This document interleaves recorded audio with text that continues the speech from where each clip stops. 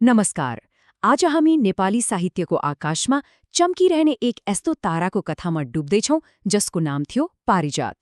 उहाँको जीवन शब्दहरूको यात्रा मात्रै थिएन, यो त थियो अदम्य साहस र दृढताको एक अद्भुत उदाहरण। हो, यही प्रश्नमा नै पारिजातको जीवनको पुरै सार लुकेको छ। सोच्नुहोस् त, शारीरिक रूपमा कति धेरै सीमित भएर पनि कसरी उहाँले आफ्नो कलमको शक्तिले सिङ्गो समाजलाई नै हल्लाउन सक्नुभयो। ल आउनुहोस्, उहाँको यही प्रेरणाले भरिएको यात्रामा सँगै अघि बढौँ। आजको यो चर्चामा हामी उहाँको यात्रालाई विभिन्न चरणमा हेर्नेछौँ। दार्जिलिङको त्यो सुन्दर बाल्यकालदेखि सुरु गरेर काठमाडौँको सङ्घर्ष अनि साहित्यमा पाएको उचाइ र सामाजिक सक्रियतासम्म, र अन्त्यमा उहाँले हामी सबैका लागि छाडेर जानुभएको त्यो कहिले नमेटिने विरासतलाई पनि केलाउनेछौँ। उहाँको कथाको सुरुवात हुन्छ दार्जिलिङको शान्त पहाडबाट। कल्पना गर्नुहोस् त, हरियालीको बीचमा एउटा असाधारण प्रतिभा कति चुपचाप हुर्किरहेको थियो होला। उहाँका नामहरू पनि कति धेरै थिए, तर उहाँले आफ्नो पहिचानको लागि आफै एउटा नाम रोज्नुभयो, पारिजात, जसको अर्थ हुन्छ कहिल्यै नओइल्याउने स्वर्गीय फूल। साँच्चै यो नामले उहाँको त्यो अदम्य आत्मालाई कति राम्रोसँग बयान गर्छ, होइन त? र यही नामले नै उहाँलाई नेपाली साहित्यमा अमर बनाइदियो। उहाँको बाल्यकाल दार्जिलिङको त्यही सुन्दर प्रकृतिमा बित्यो। अलि अन्तर्मुखी स्वभावकी पारिजातले आफ्नो सुरुवाती जीवन हरिया डाँडापाखा र चिया बगानमा रमाएर बिताउनुभयो। सायद यही प्रकृति प्रेमले नै उहाँको लेखनमा पछि गएर यति गहिरो प्रभाव पारेको हुनुपर्छ। तर दार्जिलिङको त्यो शान्त जीवन सधैँभरि कहाँ रह्यो र? काठमाडौँ आएपछि उहाँको जीवनले एकदमै कठोर मोड लियो। यस्तो लाग्छ मानव नियतिले नै उहाँको कठिन परीक्षा लिनु सुरु गर्यो। काठमाडौँ आएपछि त उहाँको जीवनमा दुःखको आदि नै चल्यो भन्दा फरक पर्दैन। दाजु र पिताको निधन, आर्थिक सङ्कट अनि त्यसमाथि कलिलै उमेरमा शरीरलाई नै गलाउने बातरोग, यी त केवल घटनाहरू थिएनन्, यो त एकपछि अर्को गर्दै खसेको दुःखको पहाड थियो। त्यो रोग यति गम्भीर थियो कि उहाँ हिँडुल गर्न नसक्ने हुनुभयो र ओछ्यानमा नै बस्नुपर्ने भयो। उहाँको त्यो विशाल संसार एउटा सानो कोठामा खुम्चिन पुग्यो। तर यो याद राख्नुहोला, यहीँबाट नै उहाँको वास्तविक सङ्घर्ष र जितको कथा सुरु हुन्छ।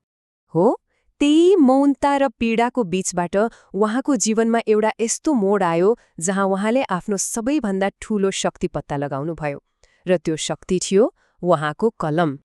उहाँको विशेषता नै यही थियो, उहाँले कहिले पनि हार मान्नु भएन। पीडालाई कमजोरी होइन, बरु त्यसैलाई आफ्नो आत्मविश्वास र सृजनाको सबैभन्दा ठूलो स्रोत बनाउनुभयो। सोच्नुस् त, शारीरिक रूपमा एउटै कोठामा सीमित भए पनि उहाँको कल्पना र सृजनाले साहित्यको कत्रो विशाल ब्रह्माण्ड रच्यो। उहाँले त्यही ओछ्यानबाटै उपन्यास, कविता, कथा र निबन्धका अनगिन्ती कृतिहरूलाई जन्म दिनुभयो। ल अब चर्चा गरौँ उहाँको त्यो कालजयी कृतिको, जसले पारिजातलाई नेपाली साहित्यको शिखरमा मात्रै पुर्याएन, सधैँका लागि अमर नै बनाइदियो। त्यो कृति थियो शिरीषको फूल। यो केवल एउटा उपन्यास मात्र थिएन, यो त नेपाली साहित्यमा एक नयाँ युगको सुरुवात नै थियो। यसले मानवीय संवेदना र अस्तित्ववादलाई एउटा बिल्कुलै नयाँ उचाइ दियो।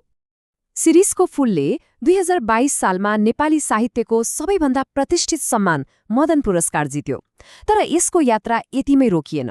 यो उपन्यास अङ्ग्रेजीमा अनुवाद भयो र अमेरिकाको विश्वविद्यालयको पाठ्यक्रममा समेत सामेल भयो। यसले नै यसको विश्वव्यापी साहित्यिक महत्त्वलाई प्रमाणित गर्छ। तर पारिजातको परिचय केवल एक लेखकमा मात्रै सीमित थिएन। उहाँको कलम साहित्य सिर्जनाका लागि मात्र चलेन, त्यो त समाजमा रहेको अन्याय र असमानता विरुद्धको एक शक्तिशाली हतियार पनि बन्यो। उहाँले अन्यायको खुलेरै विरोध गर्नुभयो, शोषित पीडितको पक्षमा बोल्नुभयो, सामाजिक संस्थाहरू खोल्नुभयो र बन्दीका छोराछोरीको सेवामा आफूलाई समर्पित गर्नुभयो। उहाँ साँच्चीकै आवाजविहीनहरूको आवाज बन्नुभयो। र अन्तमा अब हामी उहाँको विरासतबारे कुरा गरौँ।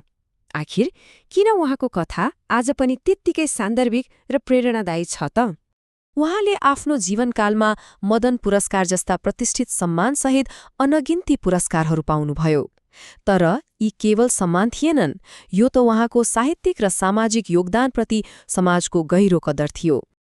पारिजातको शरीर रोगले कमजोर थियो, हो, तर उहाँको विचार, उहाँको साहस र सृजनाले उहाँलाई नेपाली समाजमा अमर बनायो।